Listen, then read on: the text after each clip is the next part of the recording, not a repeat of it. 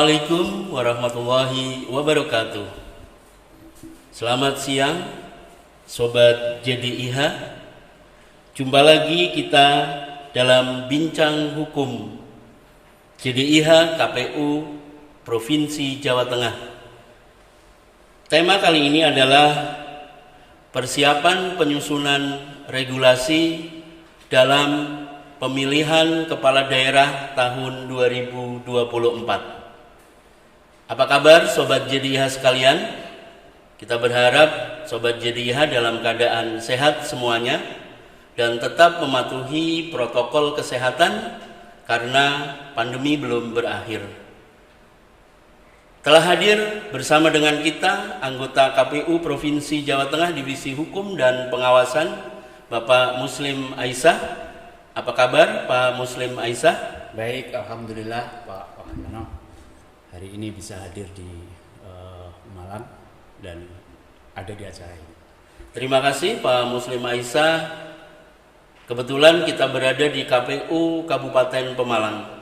Sobat JDIH sekalian, bahwa tahun 2024 adalah tahun dilaksanakannya pemilu serentak dan juga pemilihan kepala daerah serentak.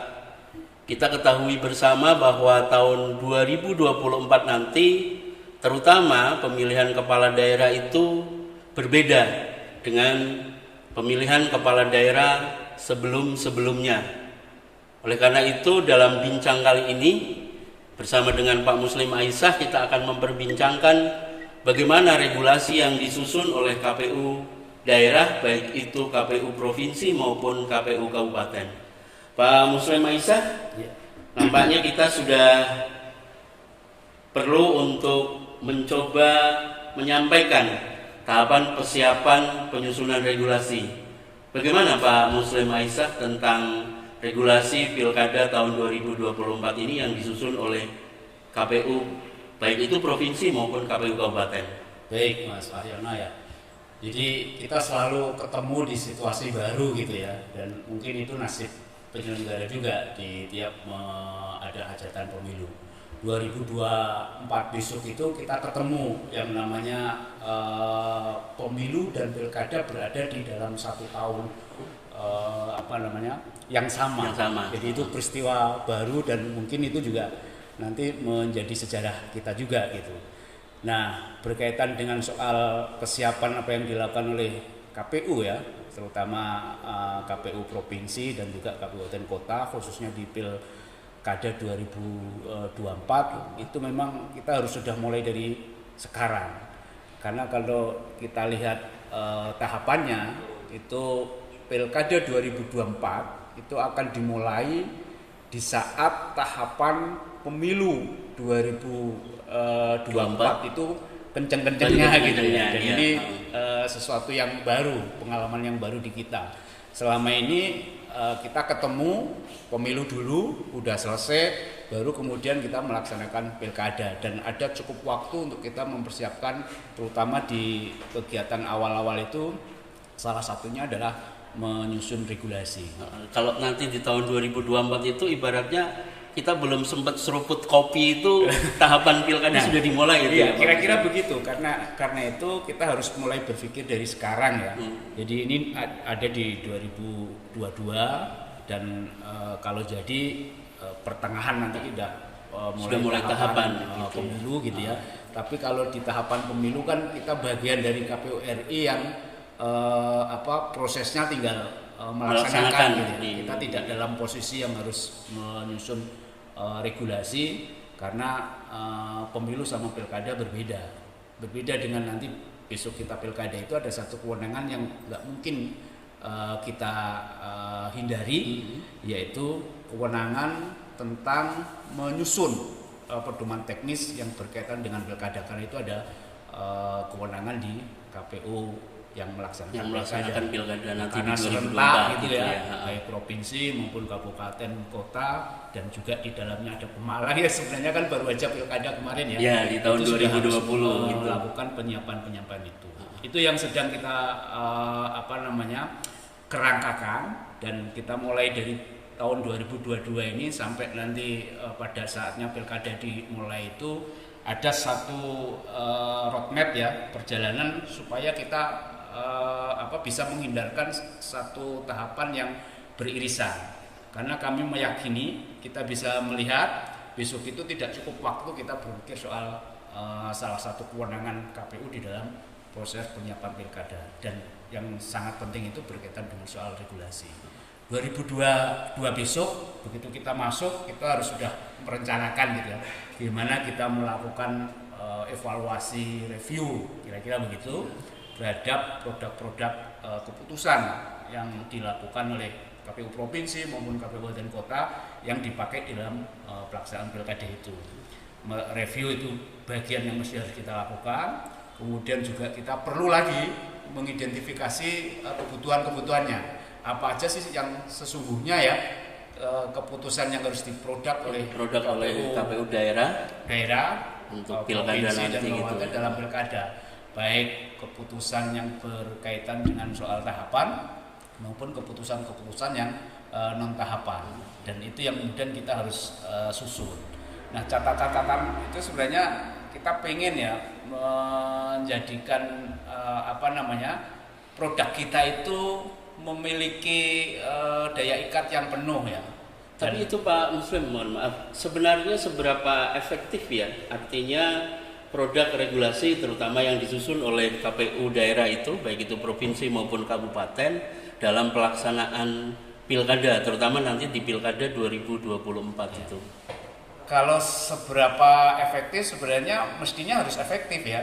Jadi karena ini pilkada daerah, provinsi, kabupaten, seluruh stakeholder yang berkaitan dengan soal pilkada yang menjadi bagian dari proses pelaksanaan pilkada itu mestinya harus mengacu produk yang dikeluarkan oleh KPU daerah itu ya. Oleh KPU daerah gitu ya. Dan kita tahu kan posisi KPU daerah itu dalam produk satu keputusan itu kan berkaitan dengan soal tahapan. Gitu ya. Tahapan pencalonan misalnya itu seharusnya para pihak, partai politik, calon-calon gitu ya, itu harus kemudian melihat apa sih yang dituangkan oleh KPU daerah itu di dalam kegiatan pencalonan. Mereka harus berpedoman dengan keputusan yang dikeluarkan oleh KPU daerah itu. Kita nggak bisa menghindari, Mas Wahyono, di era serentak ini kan ada satu keseragaman ya, yang kemudian itu menjadi beban KPU RI. Karena begitu pilkada serentak itu tanggung jawab akhir menjadi bebannya KPU RI. Disitulah kemudian KPU RI bikin PKPU, bahkan pengalaman 2020 kemarin itu KPU di samping PKPU itu masih membuat keputusan petunjuk teknisnya. Nah, petunjuk teknisnya yang disusun KPU itu sebenarnya pada titik tertentu hampir sama dengan keputusan yang diproduk oleh KPU daerah, baik provinsi maupun kabupaten. Nah, ini yang nanti kita akan coba detaili gitu ya, supaya ada sifat yang kemudian menjadi penerjemah gitu. Misalnya PKPU itu kan posisinya adalah menerjemahkan bagaimana undang-undang yang mengatur gitu ya. Kemudian keputusan KPU yang menjadi pedoman teknis itu juga menjadi penerjemahan PKPU gitu. Nah, posisi kita kan di daerah nih sebagai pelaksana, itu mestinya bobot dari keputusan kita itu juga menerjemahkan lagi gitu ya terhadap posisi keputusan produk regulasi dari KPU RI. Ya. Nah, sejauh ini kalau misalnya ada satu review kita bahwa pedoman teknis kita ini belum menjadi pedoman yang memiliki daya ikat penuh ya, karena cenderung para pihak itu masih lebih tertarik untuk melihat peraturan di atasnya atau bisa keputusan yang di atasnya. Dihindari mereka itu masih nyebut-nyebut PKPU gitu ya, dan memang dari sisi hierarki kan PKPU di atas produknya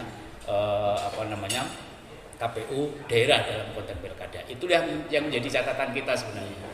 Apakah memang di level kita itu diberi kewenangan yang secara spesifik mengatur lebih detail ya, itu yang sifatnya keputusan itu, atau memang keputusan kita ini seperti tidak ada bedanya gitu ya dengan PKPU, bahkan dengan keputusan pemilu. Nah, catatan ini yang nanti menjadi bagian penting untuk menyusun kerangka ke depan supaya daya ikat yang tadi kita katakan masih belum penuh itu menjadi penuh kira-kira begitu. Kan teman-teman Pemalang juga punya pengalaman kemarin ya. Ya, itu menjadi artinya evaluasi untuk kita ke depan.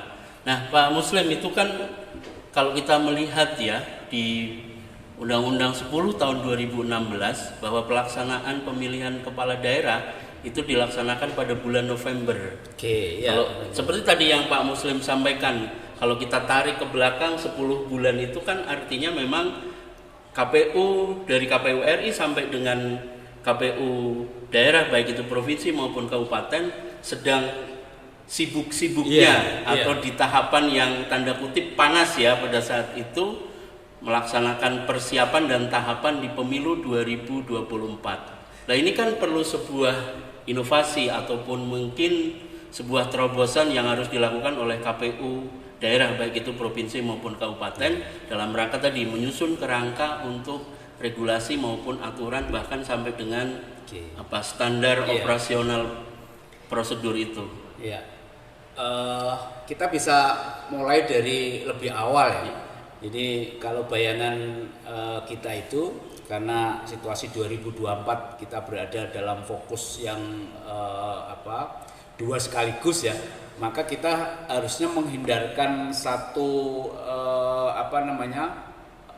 pekerjaan berat itu kita sudah harus mulai lebih awal. Maka bayangan kita itu 2022 ini kita sudah mulai harus mengidentifikasi sampai menghasilkan catatan-catatan yang jadi evaluasinya.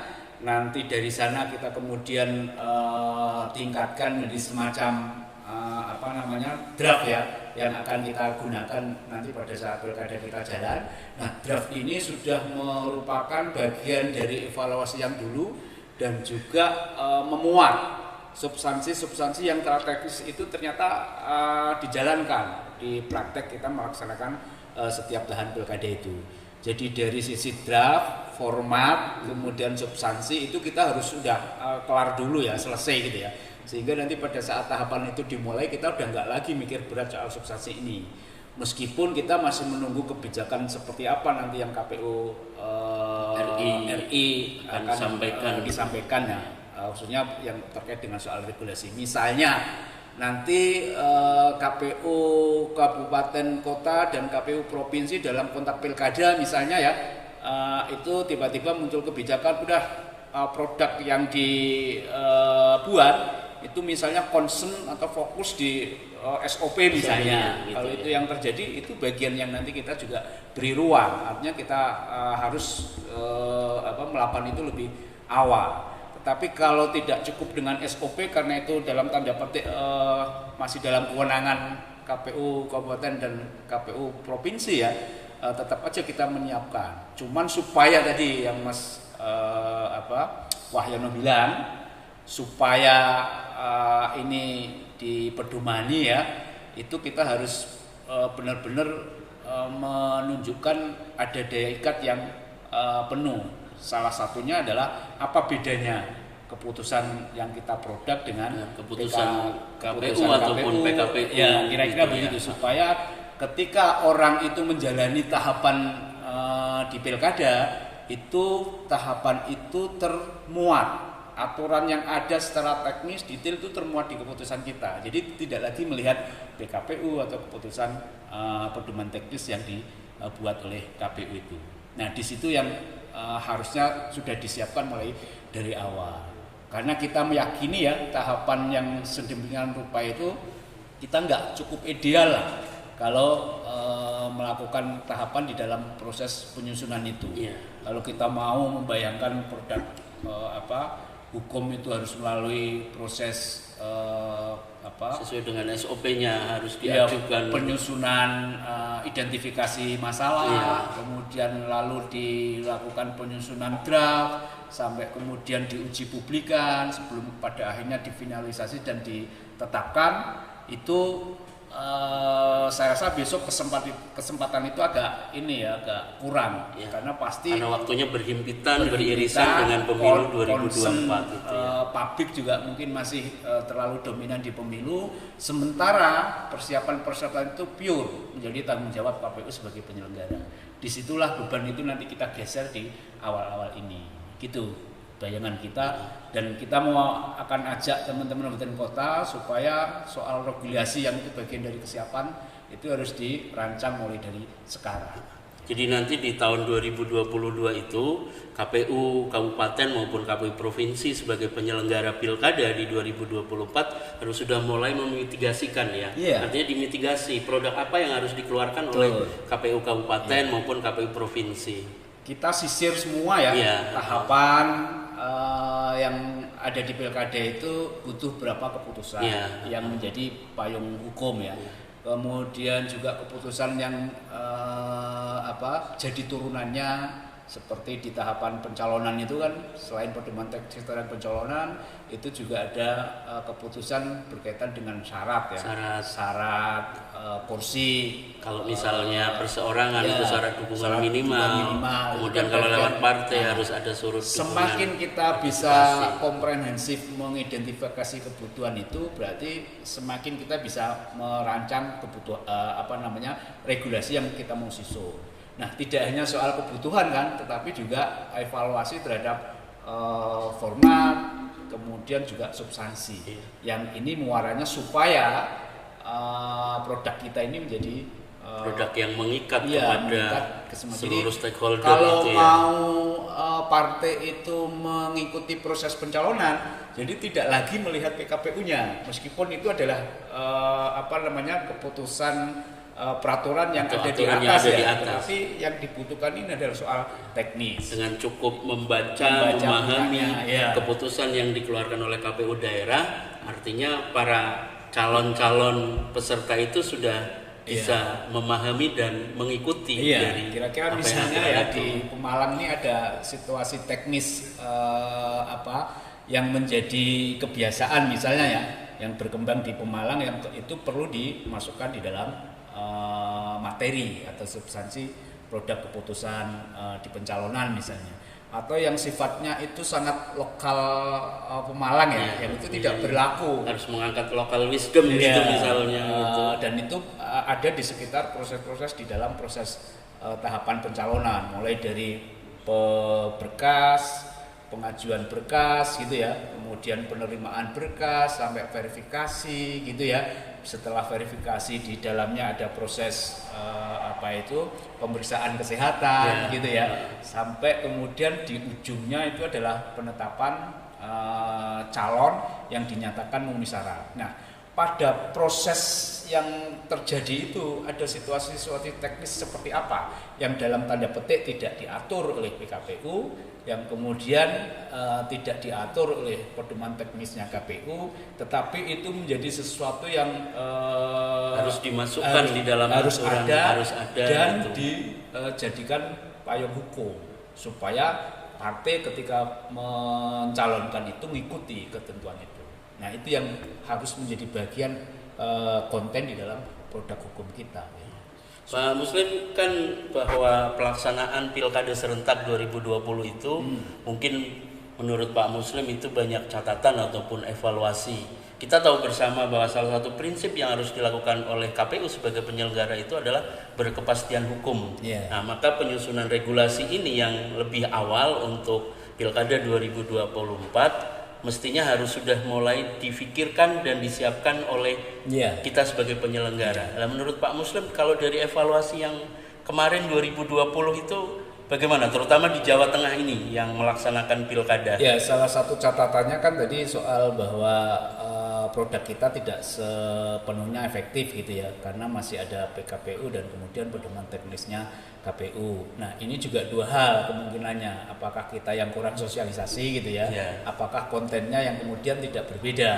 Hanya itu saja istilahnya mungkin tidak ada bedanya antara PKPU dengan menurunkan apa yang sudah diatur di PKPU, kemudian dituangkan lagi di keputusan kita. Meskipun juga kalau kita lihat PKPU dengan undang-undang itu kan juga ada yang sama persis itu. Tetapi dalam proses selanjutnya detailnya itu kan sifatnya menerjemahkan, dan disitulah menjadi bagian dari kewenangan KPU. Nah, karena ada situasi yang seperti itu, maka untuk menghindari itu di awal-awal ini kita harus melakukan banyak hal. Salah satunya juga meminta masukan nanti kepada para pihak di dalam bagian rangka mempersiapkan ini. Kalau itu menjadi hal-hal yang teknis harus dimasukkan dan ini sudah menjadi bagian dari masukan, itu saya kira bisa saja hal yang belum diatur oleh PKPU dan sifatnya itu adalah kebutuhan teknis gitu ya, bisa kita masukkan jadi substansi materi di keputusan kita itu. Satu itu yang pertama ya. Yang kedua, barangkali memang secara situasi di era pilkada serentak ini memang tidak seperti dulu ya. Dulu yang pilkada pertama KPU kali daerah harus memutuskan seperti tanggal pencoblosan itu di awal-awal kita pernah mengalami situasi yang kita ini benar-benar seperti KPU RI ya, pada saat di dalam pelaksanaan pilkada ya. Jadi produk kita tidak berupa keputusan tapi sudah peraturan. Kita itu menyusun hari H itu dulu saya ingat itu seperti bahasa Jawanya itu luru dino yang kira-kira dinone ini ya, dinone iki itu mencakup semua kebaikan-kebaikan ketika pilkada itu dilaksanakan. Menjadi hari baik untuk semua pihak. Hari baik untuk semua pihak. Pernah kita mengalami situasi yang seperti itu. Tetapi ada proses perkembangan berikutnya, kita kembali menjadi bagian dari KPU RI dalam konteks pilkada seiring dengan pilkada itu menjadi rezimnya pemilu ya, tidak lagi menjadi rezim pemerintah daerah. Kemudian berkembang lagi, dikembalikan, itu dibedakan antara pemilu dan pemilihan. Pemilihan ini akhirnya kita tetap tertempel menjadi bagian dari rezim pemerintah daerah, gitu ya. Kemudian ditambah lagi era keserentakan. Jadi perkembangan-perkembangan itulah yang kemudian menyebabkan ketentuan itu satu sisi kewenangan masih dilekatkan kepada KPU, kepada kita. Satu sisi itu produknya sudah terdegradasi dari peraturan menjadi keputusan.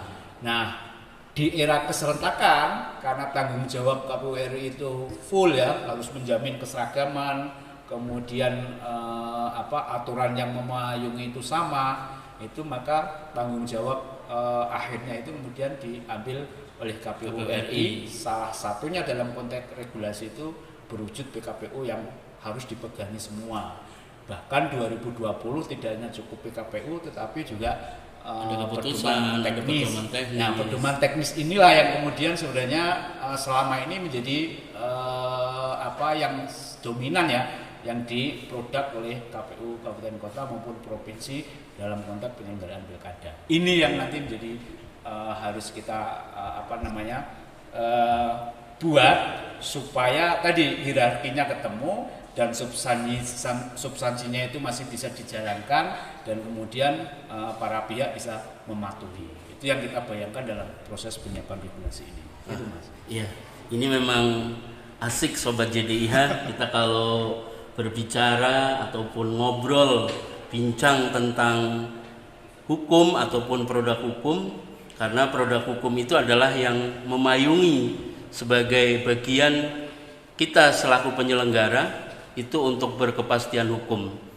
Saya kira bincang kita kali ini cukup, namun sebelum itu kami mohon Pak Muslim Aisyah memberikan closing statement bagaimana persiapan KPU daerah baik itu KPU kabupaten maupun KPU provinsi dalam rangka menyiapkan regulasi untuk pemilihan kepala daerah tahun 2024. Ya, baik Mas Wahyono. Yang pertama saya kira kita kembali ya, ada pengalaman di penyelenggaraan pemilu ini yang lagi-lagi berada di sebutan pengalaman baru gitu ya, atau berada di sejarah baru karena baru sesuatu yang baru. Ya, sesuatu yang baru meskipun sebenarnya prakteknya itu praktek lama, tetapi bahwa kita berada di tahun yang sama antara pemilu dan pilkada itu baru besok yang mau kita jalani. Nah, karena itu banyak konsekuensi yang harus kita tanggung.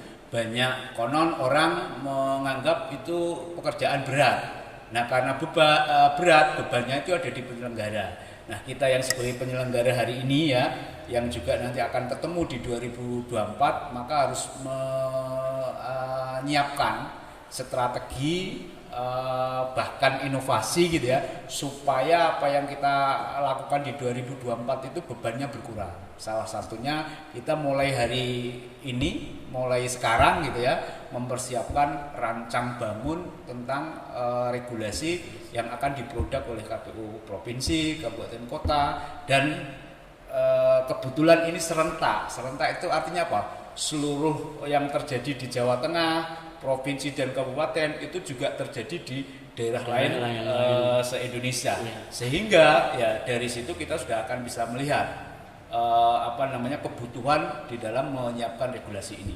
Di Jawa Tengah sendiri inisiatif itu harus dimulai dari sekarang, sehingga nanti pada saat kita melaksanakan pemilu sekaligus pilkada itu kita udah beban itu terkurangi dari sekarang. Insya Allah nanti bayangan kita pada saat pilkada dilaksanakan kita udah menyelesaikan proses formal dalam arti format ya, bagaimana keputusan itu dibuat, dan juga aspek substansi itu udah selesai, sehingga nanti tinggal menformalkan. Kalau itu melalui pleno ya berarti sesuai tahapan kita pleno, dan jangan lupa pasti kita juga akan melibatkan pihak lain di dalam proses penyusunan itu. Gitu kira-kira. Oke. Terima kasih Pak Muslim Aisyah sudah memberikan banyak gambaran bagaimana kita menyikapi untuk penyusunan regulasi di Pilkada tahun 2024.